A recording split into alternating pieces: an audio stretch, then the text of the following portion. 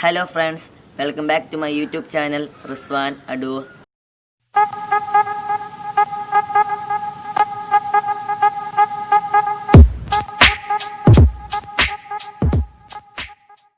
ഇന്ന് ഞാൻ നിങ്ങളുടെ മുമ്പിൽ ഒരു കിടിലൻ വീഡിയോയുമായിട്ടാണ് വന്നിരിക്കുന്നത്.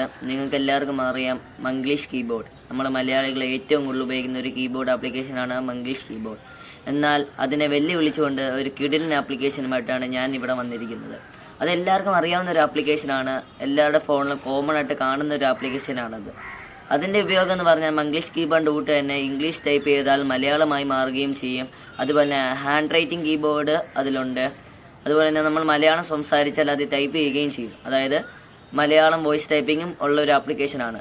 അപ്പോൾ ഇന്ന് ആ ആപ്ലിക്കേഷൻ നിങ്ങൾക്ക് ഇഷ്ടപ്പെടുമെന്ന് ഞാൻ കരുതുന്നു. അപ്പോൾ എൻ്റെ വീഡിയോ ആദ്യമായിട്ടാണ് കാണുന്നതെങ്കിൽ ഒന്ന് എൻ്റെ ചാനൽ സബ്സ്ക്രൈബ് ചെയ്യുക. തൊട്ടടുത്തുള്ള ബെല്ലൈക്കൺ ഒന്ന് ക്ലിക്ക് ചെയ്ത് നോട്ടിഫിക്കേഷൻ ഓണാക്കി കഴിഞ്ഞാൽ ഞാൻ ഇടുന്ന വീഡിയോയുടെ നോട്ടിഫിക്കേഷൻ നിങ്ങൾക്ക് ലഭിക്കുന്നതായിരിക്കും. സോ ഞാൻ ഒട്ടും ടൈം വേസ്റ്റ് ചെയ്യുന്നില്ല, വീഡിയോയിലേക്ക് കടക്കാം. ഫ്രണ്ട്സ്, നമുക്ക് വീഡിയോയിലേക്ക് കടക്കാം. നിങ്ങളെ പോലെ തന്നെ ഞാൻ മംഗ്ലീഷ് കീബോർഡ് ഉപയോഗിക്കുന്ന ഒരു വ്യക്തിയാണ്. എന്നാൽ ഈ വീഡിയോയിൽ മംഗ്ലീഷ് കീബോർഡിനെ പറ്റിയല്ല ഞാൻ പറയാൻ പോകുന്നത് എന്ന് നിങ്ങൾക്ക് മനസ്സിലായി കാണും. ഇന്നത്തെ വീഡിയോയിൽ ഒരു കിടിലൻ ഒരു ആപ്ലിക്കേഷനാണ്. അത് എല്ലാവരുടെ ഫോണിലും ഉപയോഗിക്കുന്ന ഒരു ആപ്ലിക്കേഷൻ ആയിരിക്കും ജീബോർഡ്. നമ്മളെ മിക്ക ഫോണിലും വാങ്ങിക്കുമ്പോൾ തന്നെ ഉള്ളൊരു കീബോർഡ് ആയിരിക്കും ജീബോർഡ്. അല്ലെങ്കിൽ നമ്മൾ ഡൗൺലോഡ് ചെയ്ത് എടുത്താൽ മതി. അതായത് ഇത് ഗൂഗിളിൻ്റെ ഒരു കീബോർഡാണ്. അതുകൊണ്ടാണ് ജീബോർഡ് എന്ന് ഇതിന് പേരും വന്നത്. ഇത് എല്ലാ ഫോണിലും ഓട്ടോമാറ്റിക്കായിട്ടുള്ളൊരു ആപ്ലിക്കേഷൻ ആയിരിക്കും. അതില്ല എങ്കിൽ നിങ്ങളിത് ഡൗൺലോഡ് ചെയ്യുക. ഇപ്പോൾ ചിലവരുടെ ഫോണിലാണെങ്കിൽ ഈ ഒരു ആപ്ലിക്കേഷൻ്റെ ഇവിടെ തന്നെ ഒരു ഓപ്പൺ ചെയ്യാൻ ഒരു ഓപ്ഷൻ കാണും. എന്നാൽ ഇവിടെ ഇത് ഓപ്പൺ ചെയ്യാൻ എനിക്ക് ഓപ്ഷൻ ഇല്ല. അതുകൊണ്ട് ഞാൻ വാട്സപ്പ് ഓപ്പൺ ചെയ്യുകയാണ്. അപ്പോൾ നിങ്ങൾ ഈ വാട്സപ്പ് ഓപ്പൺ ചെയ്യാൻ കാരണം എന്ന് പറഞ്ഞാൽ നമുക്ക് ആ കീബോർഡ് ഒന്ന് സെറ്റിങ്സ് ഒക്കെ ചെയ്താൽ മാത്രമേ വോയിസ് ടൈപ്പിംഗ് ചെയ്യാൻ കഴിയുകയുള്ളൂ. മലയാളം വോയിസ് ടൈപ്പിംഗ് ചെയ്യാൻ കഴിയുകയുള്ളൂ.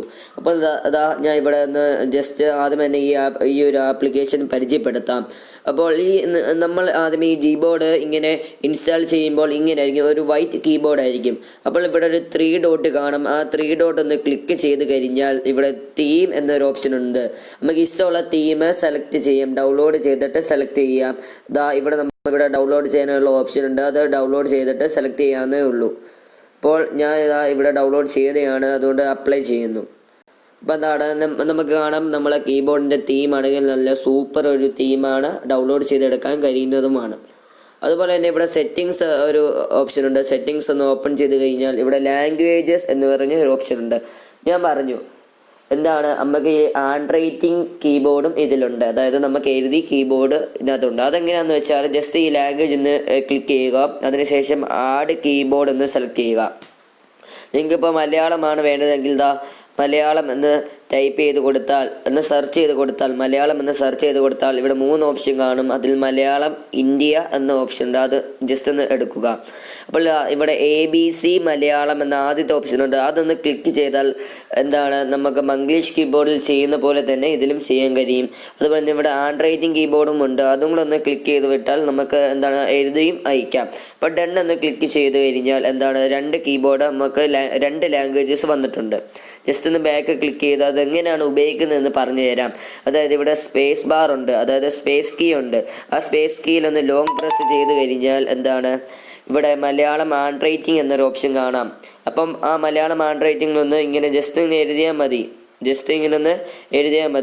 കാണിച്ചു തരാം.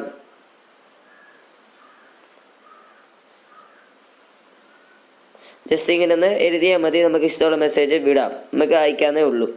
അതുപോലെ തന്നെ നമ്മൾ മംഗ്ലീഷ് കീബോർഡിൽ ചെയ്യുന്നത് ഇംഗ്ലീഷ് ടൈപ്പ് ചെയ്യുമ്പോൾ അത് മലയാളമായി മാറുകയാണ് ചെയ്യുന്നത്.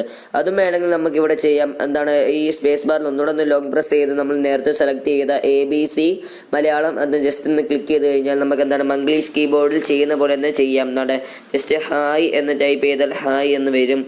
അതുപോലെ തന്നെ എന്ന് ടൈപ്പ് ചെയ്താലും അതുപോലെയൊക്കെ വരും. പിന്നെ എന്തുണ്ട് വിശേഷം എന്നും ടൈപ്പ് ചെയ്ത് കാണിച്ചു തരാം.